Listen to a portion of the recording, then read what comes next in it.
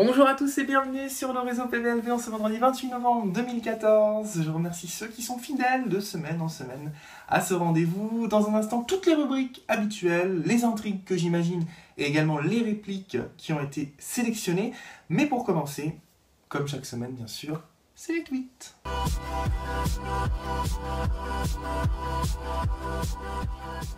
Petite sélection des tweets de cette semaine. Tout de suite, je vous rappelle que le Twitter officiel, c'est @réseau PBLV tout en majuscule. Pour ceux qui souhaitent faire partie des abonnés, ce sera avec plaisir si je peux compter parmi ceux-là. Un tweet pour commencer de Ryan qui tweet: il serait temps que les auteurs aillent faire un tour dans un vrai lycée, ça leur ferait tout drôle. Et oui, voilà, beaucoup disent que voilà, ce qui se passe dans la série ne reflète pas réellement la vraie vie dans un lycée. Alors personnellement, j'ai été au lycée depuis 10 ans, donc je ne peux pas trop témoigner comment ça se passe maintenant par rapport à il y a 10 ans.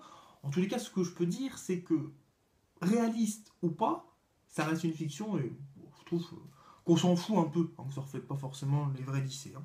Un tweet également de KFD qui tweet: je viens de capter, PBLV c'est à Marseille.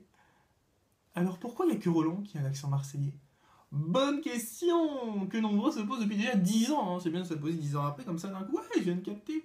En fait, Marseille, c'est un prétexte. Voilà, il fallait une ville en France pour le tournage de la série. Ils ont choisi Marseille. Fin de l'histoire, ça s'arrête là. Un tweet également d'Alexis qui tweet: Myrtha, elle a les tétons qui pointent. Eh ben Alexis, tu es très observateur, en tout cas sur ce qui se passe à l'écran. Personnellement, je fais pas attention à tout cela. Hein. En tout cas, voilà, ça ouvre la porte pour tout finalement sur Twitter. Hein. On peut faire toute remarque sur les comédiens. On pourrait dire bien d'autres choses encore. Et le pire, hein, si vous imaginez ce que je peux imaginer, que je ne dirai jamais, que je retranscrirai jamais. Vous m'avez compris?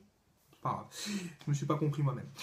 Un tweet également de FC Bae qui tweet: c'est quoi le tuteur de Baptiste, s'il vous plaît? Celui qui me le donne, je lui donne 100 balles. Le Twitter de Baptiste. Alors, la personne, elle est prête à payer pour voir le Twitter de Baptiste. Alors, rappelons déjà que Baptiste, c'est un personnage. Alors, le comédien a certainement un Twitter, mais le pauvre, je ne lui souhaite pas du tout d'avoir cette fan parmi ses tweetos, hein, parce qu'elle a l'air vraiment arrangée. Enfin, elle ou il, d'ailleurs, on ne sait pas, remarque, hein, c'est vrai. Ou alors, c'est peut-être du second degré. Vaut mieux, parce qu'imaginez quand même la personne qui serait prête à donner 100 balles pour avoir un Twitter, à mon avis, elle va vite se faire arnaquer. Puis 100 balles, à moins que ce soit il qui domine. Et en fait, quand il dit 100 balles, c'est 100 balles, mais des balles. Vous me comprenez? Moi non plus. En fait, aujourd'hui, je crois que je ne me comprends plus. Allez, je me mets de nouveau dans la peau d'un scénariste pour imaginer quelques histoires différentes de celles que l'on voit à l'écran. Et pour commencer, personnellement, si j'avais été scénariste, j'aurais fait du frère de Margot le meurtrier de Élise. Oui, le meurtrier de Élise, le frère de Margot. Vous allez me dire, pourquoi le frère de Margot? Il aurait pu devenir complètement fou d'elle. Il serait tombé littéralement amoureux de cette fille, Élise. Il aurait été chez elle, il aurait insisté, il aurait été très insistant, elle se serait débattue, il aurait tenté de la violer, ça l'aurait rendu fou, et paf! Il l'aurait tuée. Involontairement, certes, mais il l'aurait tuée. Voilà, le frère de Margot, on le sait, a un handicap, et voilà, il aurait pu devenir totalement fou et commettre l'irréparable, allez savoir. J'ai également imaginé notre intrigue, cette fois concernant Blanche et Coralie. Ouais. Moi, j'aurais créé quelques tensions entre Blanche et Coralie. Bon, ils ont déjà eu plus ou moins des tensions de colocataires, ni plus ni moins. Là, j'aurais créé vraiment une vraie tension. Oui, vraiment, une vraie tension. Blanche, enfin heureuse avec Jean-François, qui découvre que Coralie entretient une relation secrète avec celui-ci. Et oui, Coralie et Jean-François coucheraient ensemble.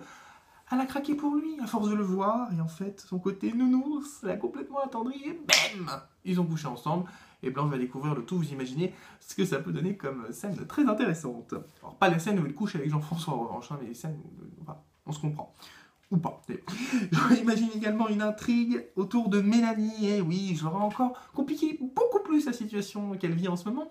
Au lieu de choisir entre 2 mecs, moi j'aurais pu choisir entre 3 mecs. Allez, soyons fous, et le 3e mec, ça aurait été Benoît. Je sais que beaucoup rêvent de retrouver le couple Benoît et Mélanie.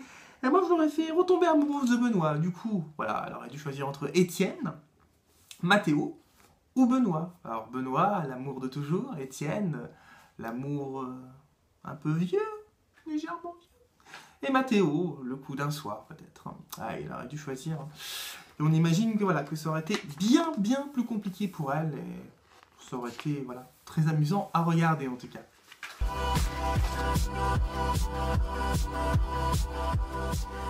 Je remercie une nouvelle fois Kat de Luna et Klingsor qui sélectionnent les répliques sur Plus belle la vie sur le forum de la série. Moi je fais ma petite sélection de mon côté chaque semaine parmi voilà, ce qu'ils ont sélectionné eux. Et on commence avec une réplique de Étienne qui dit à Mélanie: tu étais ma première pensée en me réveillant, la dernière en m'endormant. C'est trop mignon, mais complètement niais, hein, franchement. Et également une réplique de Benoît à Mélanie qui lui dit: tu sais que ces mecs, ça change pas. Il peloutera même les infirmières en maison de retraite. Et là, j'ai choisi cette réplique parce que j'ai imaginé Mathéo, en vieux, en maison de retraite, en train de peloter les infirmières. Ça m'a fait rire. C'est peut-être pas drôle, mais moi, ça m'a fait rire.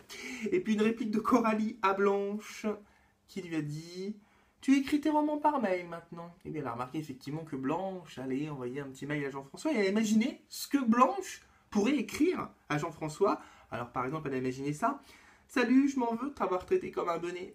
Ou elle a également imaginé autre chose: mon cher Jean-François, retrouvons-nous pour baiser comme des facochères.